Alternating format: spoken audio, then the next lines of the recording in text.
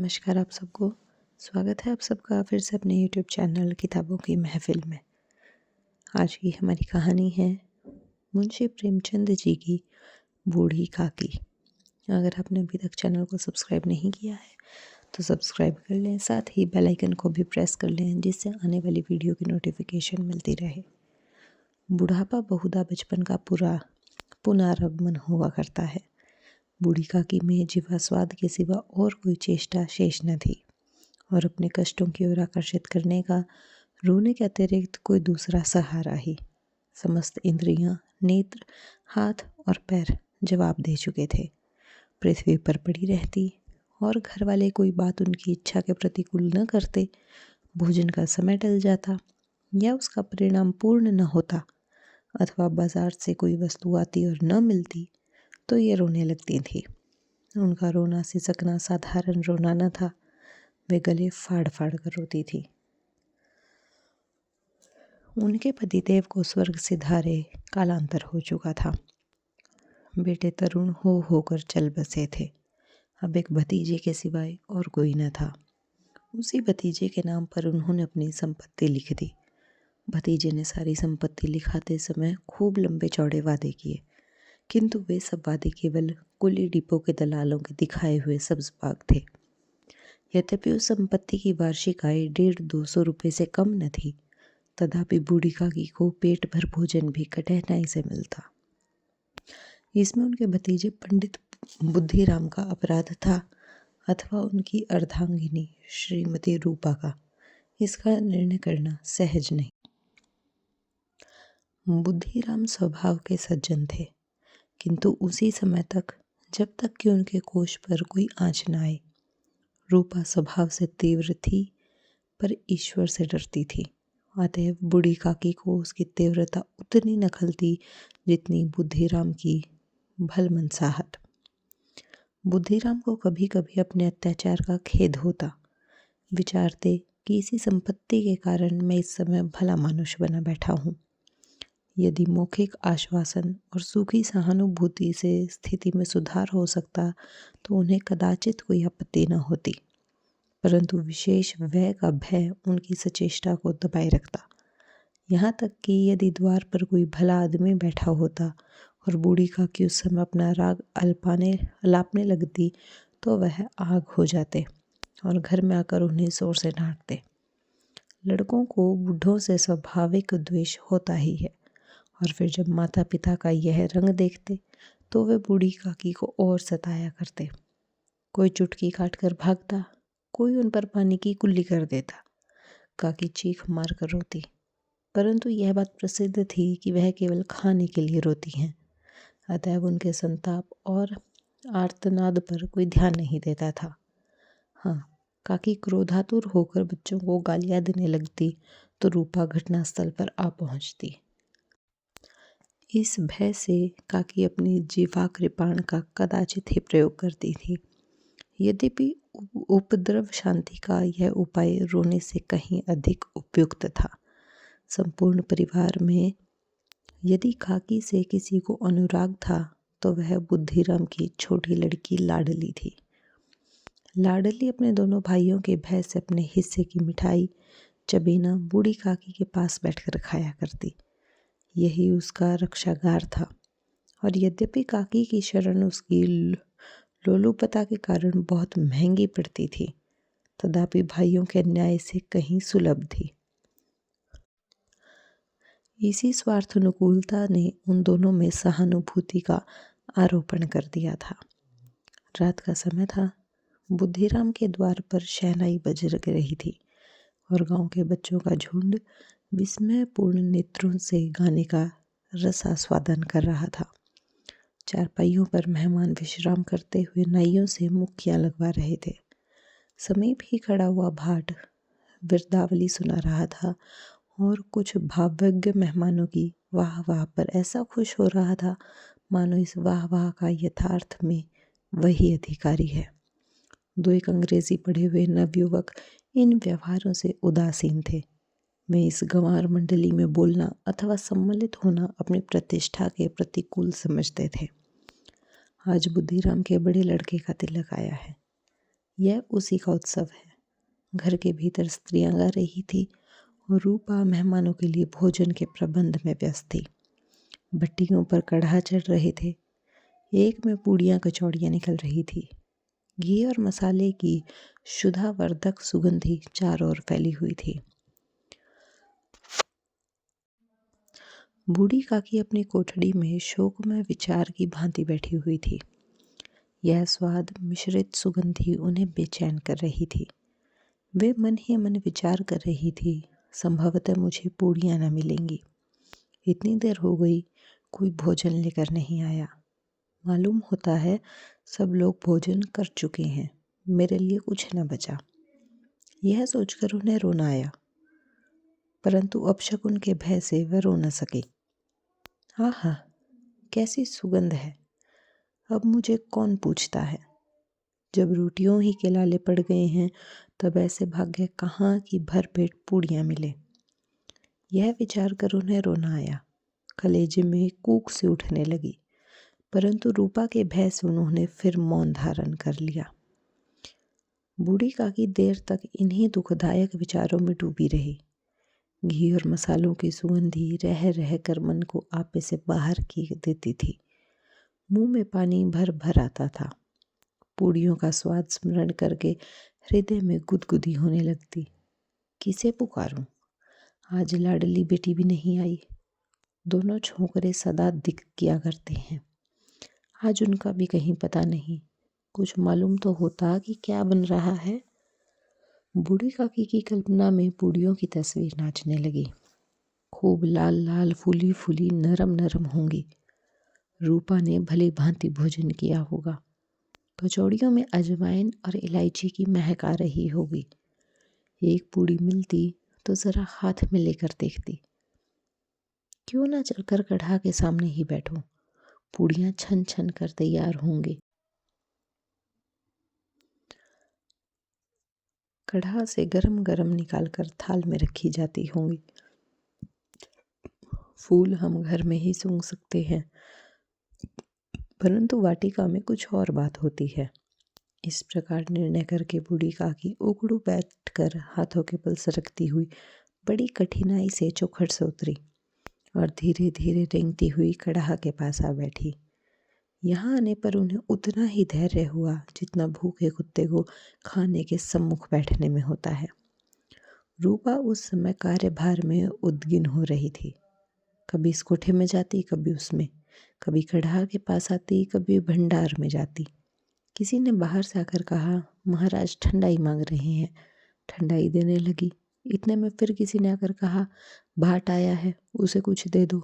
भाट के लिए सीधा निकाल रही थी कि एक तीसरे आदमी ने आकर पूछा, अभी भोजन तैयार होने में कितना विलंब है, जरा ढोल मजीरा उतार दो। बेचारी अकेली स्त्री दौड़ते दौड़ते व्याकुल हो रही थी। झुंझलाती थी, कुड़ती थी, परंतु क्रोध प्रकट करने का अवसर न पाती थी। भय होता कहीं पड़ोसी ने यह न कहने लगे कि इतने में उबल पड़ी। प्यास से स्वयं कंठ सूख रहा था। गर्मी के मारे फूंकी जाती थी, परंतु इतना अवकाश भी नहीं था कि जरा पानी पी ले अथवा पंखा लेकर झले। यह भी खटका था कि जरा आंख हटी और चीज़ों में लोट मची। इस अवस्था में उसने बूढ़ी काकी को कढ़ा के पास बैठी देखा तो जल गई। क्रोध न रुक सका। इसका भी ध्यान न रहा कि पड़ोसी ने बैठी हैं, मन में क्या कहेंगे। पुरुषों में लोग सुनेंगे तो क्या कहेंगे। जिस प्रकार मेंढक केंचुए पर झपटता है, उसी प्रकार वह बूढ़ी काकी पर झपटी और उन्हें दोनों हाथों से झटक कर बोली, ऐसे पेट में आग लगे। पेट है या भाड़? कोठड़ी में बैठते हुए क्या दम घुटता था? अभी मेहमानों ने नहीं खाया, भगवान को भोग नहीं लगा, तब तक धैर्य न हो सका। अगर छाती पर सवार हो गई, जल जाए ऐसी जीभ। दिन भर खाती न होती तो न जाने कितनी हांडी में मुंह डालती। गांव देखेगा तो क्या कहेगा कि बुढ़िया भरपेट खाने को नहीं पाती। तभी तो इस तरह मुंह बाएं फिरती है। डाय न मरे न माचा छोड़े। नाम बेचने पर लगी है, ना कटवा कर दम लेगी। इतना ठूंसती है, न जाने कहाँ भस्म हो जाता है। लो, भला चाहती हो तो जाकर कोठड़ी में बैठो। जब घर के लोग खाने लगेंगे तब तुम्हें मिलेगा। तुम कोई देवी नहीं हो कि चाहे किसी के मुंह में पानी न जाए परंतु तुम्हारी पूजा पहले ही हो जाए। बूढ़ी काकी ने सिर न उठाया, न रोई न बोली, चुपचाप रेंगती हुई अपनी कोठड़ी में चली गई। आवाज़ ऐसी कठोर थी कि हृदय और मस्तिष्क की संपूर्ण शक्तियाँ, संपूर्ण विचार और संपूर्ण भार उसी ओर आकर्षित हो गए थे। नदी में जब करार का कोई वृहद खंड कटकर गिरता है तो आसपास का जल समूह चारों ओर उसी स्थान को पूरा करने के लिए दौड़ता है। भोजन तैयार हो गया, आंगन पत्तले पड़ गई, मेहमान खाने लगे। स्त्रियों ने जेवनार गीत गाना आरंभ किया। मेहमानों के नाई और सेवक गण भी उसी मंडली के साथ किंतु कुछ हटकर भोजन करने बैठे थे। परंतु सभ्यतानुसार जब तक सब के सब खा चुके कोई उठ नहीं सकता था। दो एक मेहमान जो कुछ पढ़े लिखे थे सेवकों के दीर्घाहार पर झुंझला रहे थे। वे इस बंधन को व्यर्थ और बेसिर की बात समझते थे। बूढ़ी काकी अपनी कोठड़ी में जाकर पश्चाताप कर रही थी कि मैं वहाँ क्यों गई। उन्हें रूपा पर क्रोध नहीं था, अपनी जल्दबाजी पर दुख था। सच ही तो है, जब तक मेहमान लोग भोजन न कर चुकेंगे घर वाले कैसे खाएंगे। मुझसे इतनी देर भी नहीं रहा गया, सबके सामने पानी उतर गया। अब जब तक कोई बुलाने न आएगा न जाऊंगी। मन ही मन इसी प्रकार का विचार कर वह बुलावे की प्रतीक्षा करने लगी। परंतु घी की रुचिकर सुबास बड़ी धैर्य परीक्षक प्रतीत हो रही थी। उन्हें एक एक पल एक एक युग के समान मालूम होता था। अब पत्तल बिछ गई होंगी, मेहमान आ गए होंगे, लोग हाथ पैर धो रहे हैं, नाई पानी दे रहा है, मालूम होता है लोग खाने बैठ गए, जेवनार गाया जा रहा है। यह विचार कर वह मन को बहलाने के लिए लेट गई। धीरे धीरे एक गीत गुनगुनाने लगी। उन्हें मालूम हुआ कि मुझे गाते देर हो गई। क्या इतनी देर तक लोग भोजन ही कर रहे होंगे? किसी की आवाज़ नहीं सुनाई देती। अवश्य ही लोग खा पी कर चले गए, मुझे कोई बुलाने नहीं आया। रूपा चिढ़ गई है, क्या जाने न बुलाए, सोचती होगी आप ही आएंगी। वह कोई मेहमान तो नहीं जो उन्हें बुलाऊं। बूढ़ी काकी चलने के लिए तैयार हुई, यह विश्वास कि 1 मिनट में पूड़ियाँ और मसालेदार तरकारियाँ सामने आएंगी उनकी स्वादेंद्रियों को गुदगुदाने लगा। उन्होंने मन में तरह तरह के मंसूबे बांधे। पहले तस्करी से पूड़ियाँ खाऊंगी, तरकारी से पूड़ियाँ खाऊंगी, फिर दही और शक्कर से। कचौड़ियाँ रायते के साथ मज़ेदार मालूम होंगी। चाहे कोई बुरा माने भला, मैं तो मांग मांग कर खाऊंगी। यही ना लोग कहेंगे कि इन्हें विचार नहीं। क्या करें, इतने दिन के बाद पूड़ियाँ मिल रही हैं तो मुंह झूठा करके थोड़े ही उठ जाऊंगी। वह उगड़ू बैठकर हाथों के बल सरकती हुई आंगन में आई। परंतु हाय दुर्भाग्य, अभिलाषा ने अपने पुराने स्वभाव के अनुसार समय की मिथ्या कल्पना की थी। मेहमान मंडली अभी बैठी हुई थी। कोई खाकर उंगलियां चाटता था, कोई तिरछे नेत्रों से देखता था कि लोग अभी खा रहे हैं या नहीं। कोई इस चिंता में था कि पत्तल पर पूड़ियाँ छूट जाती हैं, किसी तरह इन्हें भीतर रख लेता। कोई दही खाकर जीभ चटकारता था, परंतु दूसरा दोना मांगते संकोच करता। कितने में बूढ़ी काकी रेंगती हुई उनके बीच जा पहुंची। कई आदमी चौंक कर उठ खड़े हुए, पुकारने लगे, अरे यह बुढ़िया कौन है? यह कहाँ से आ गई? देखो किसी को छू न दे। पंडित बुद्धिराम काकी को देखते ही क्रोध से तिलमिला गए। पूड़ियों का थाल लिए खड़े थे। थाल को जमीन पर पटक दिया और जिस प्रकार निर्दयी महाजन अपने किसी बेईमान भगोड़े कर्जदार को देखते ही झपट कर उसका टेटुआ पकड़ लेता है, उसी तरह लपक कर उन्होंने काकी के दोनों हाथ पकड़े और घसीटते हुए लाकर उन्हें अंधेरी कोठड़ी में धम से पटक दिया। आशा रूपी वाटिका लू के एक झोंके से नष्ट विनष्ट हो गई।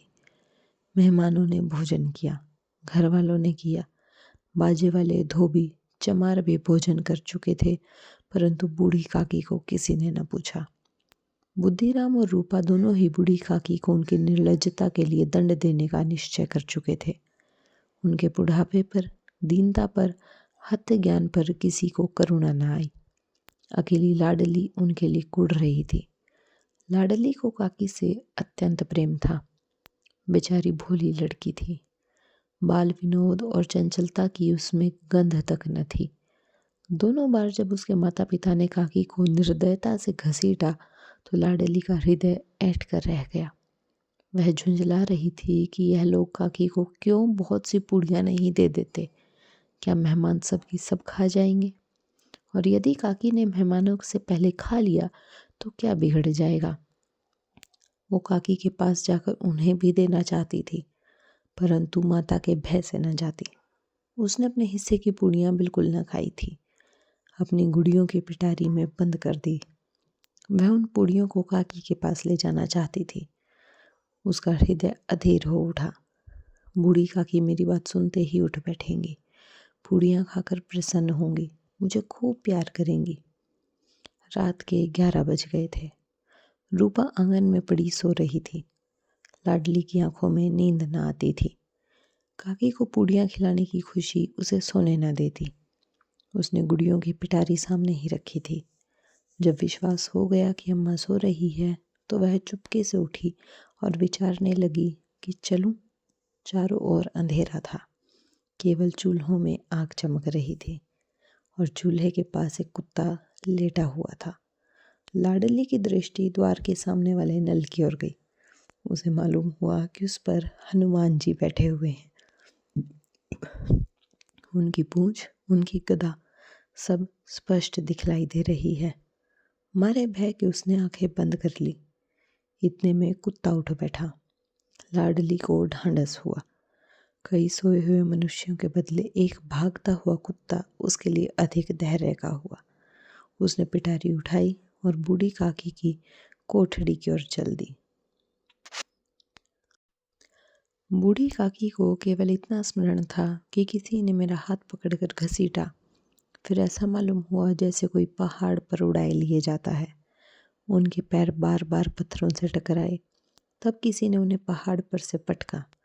वे मूर्छित हो गई। जब वे सचेत हुई तो किसी को जरा भी आहट न मिलती थी। समझी कि सब लोग खा पी कर सो गए और उनके साथ मेरी तकदीर भी सो गई। रात कैसे कटेगी राम? क्या खाऊं? पेट में अग्नि धधक रही है। हाँ, किसी ने मेरी सुध ही न ली। क्या मेरा पेट काटने से धन जुड़ जाएगा? इनको इतनी भी दया नहीं आती कि न जाने बुढ़िया कब मर जाए। उसका जी क्यों दुखाएं? मैं अंधी अपाहिज, न कुछ सुनूं न बूझूं। यदि आंगन में चली गई तो क्या बुद्धिराम से इतना कहते न बनता कि काकी अभी लोग खा रहे हैं, फिर आना। मुझे घसीटा, पटका। उन्हीं पूड़ियों के लिए रूपा ने सबके सामने गालियां दी। उन्हीं पूड़ियों के लिए इतनी दुर्गति करने पर भी उसका पत्थर सा कलेजा न पसीजा। सबको खिलाया, मेरी बात तक न पूछी। जब तब ही न दी, अब क्या देंगे? यह विचार कर काकी निराशा में संतोष के साथ लेट गई। गलानी से गला भर भर आता था, परंतु मेहमानों के भय से रोती न थी। सहसा उसके कानों में आवाज आई, काकी उठो, मैं पूड़ियाँ लाई थी। काकी को लाडली की आवाज़ सुनाई दी। झटपट उठ बैठी।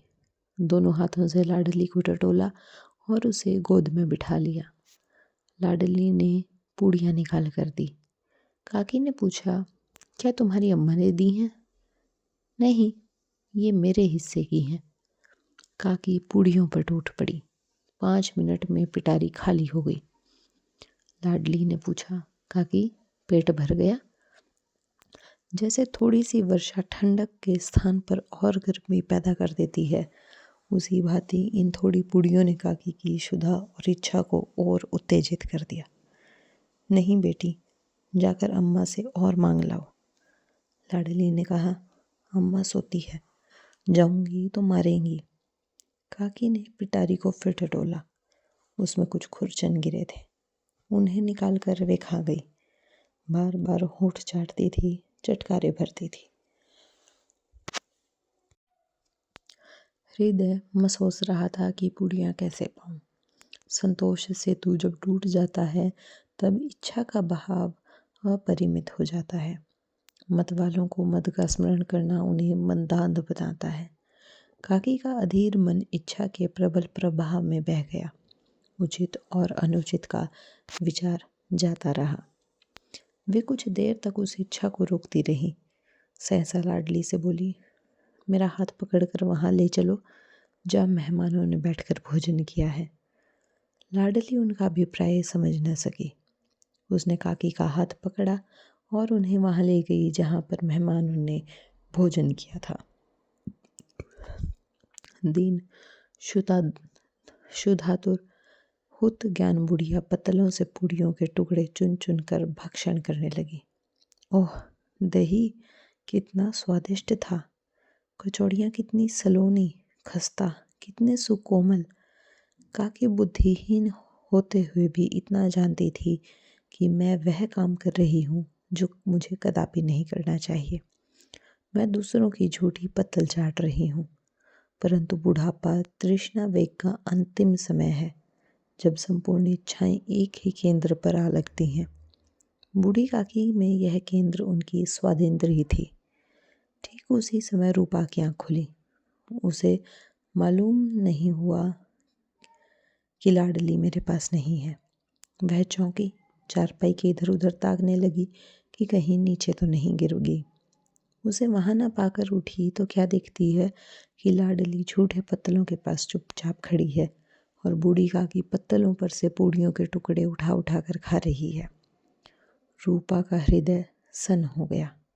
किसी गाय की गर्दन पर छुरी चलते देखकर जो अवस्था उसकी होती, वह उस समय हुई। एक ब्राह्मणी दूसरों की झूठी पत्तल टटोले, इससे अधिक शोक में दृश्य असंभव था। पूड़ियों के कुछ ग्रासों के लिए उसकी चचेरी सास ऐसा पतित और निकृष्ट कर्म कर रही है। यह वह दृश्य था जिसे देखकर देखने वाले के हृदय कांप उठते हैं। ऐसा प्रतीत होता मानो जमीन रुक गई, आसमान चक्कर खा रहा है, संसार पर कोई विपत्ति आने वाली है। रूपा को क्रोध न आया। शोक के सम्मुख क्रोध कहाँ, करुणा और भय से उसकी आंखें भर आई। इस अधर्म के पाप का भागी कौन है? उसने सच्चे हृदय से गगन मंडल की ओर हाथ उठाकर कहा, परमात्मा, मेरे बच्चों पर दया करो। इस अधर्म का दंड मुझे मत दो, नहीं तो मेरा सत्यानाश हो जाएगा। रूपा को अपनी स्वार्थपरता और अन्याय इस प्रकार प्रत्यक्ष रूप में कभी न दिख पड़ी थी। वह सोचने लगी, हाय, कितनी निर्दयी हूँ। जिसकी संपत्ति से मुझे 200 रुपया वार्षिक आय हो रही है, उसकी यह दुर्गति, और मेरे कारण। हे दया में भगवान, मुझसे बहुत भारी चूक हुई है, मुझे क्षमा करो। आज मेरे बेटे का तिलक था, सैकड़ों मनुष्यों ने भोजन पाया, मैं उनके इशारों की दासी बनी रही, अपने नाम के लिए सैकड़ों रुपए व्यय कर दिए, परंतु जिसकी बदौलत हजारों रुपए खाए, उसे इस उत्सव में भी भरपेट भोजन न दे सकी।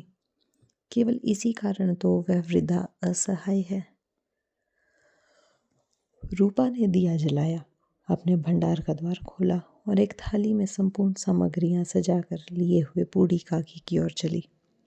आधी रात जा चुकी थी। आकाश पर तारों के थाल सजे हुए थे और उन पर बैठे हुए देवगण स्वर्गीय पदार्थ सजा रहे थे, परंतु उनमें किसी को वह परमानंद प्राप्त न हो सकता था जो बूढ़ी काकी को अपने सम्मुख थाल देखकर हुआ। रूपा ने कंठावृद्ध स्वर में कहा, काकी उठो, भोजन कर लो।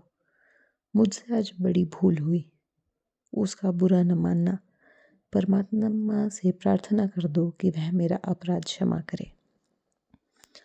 भोले भाले बच्चे की भांति जो मिठाइयाँ पाकर मार और तिरस्कार सब भूल जाता है, बूढ़ी काकी वैसे ही सब भुलाकर बैठी हुई खाना खा रही थी। उनके एक एक रोए से सच्ची सच्चिदाएं निकल रही थी और रूपा बैठी इस स्वर्गीय दृश्य का आनंद लेने में निमग्न थी। अगर आपको कहानी अच्छी लगी तो चैनल को सब्सक्राइब करना ना भूलें।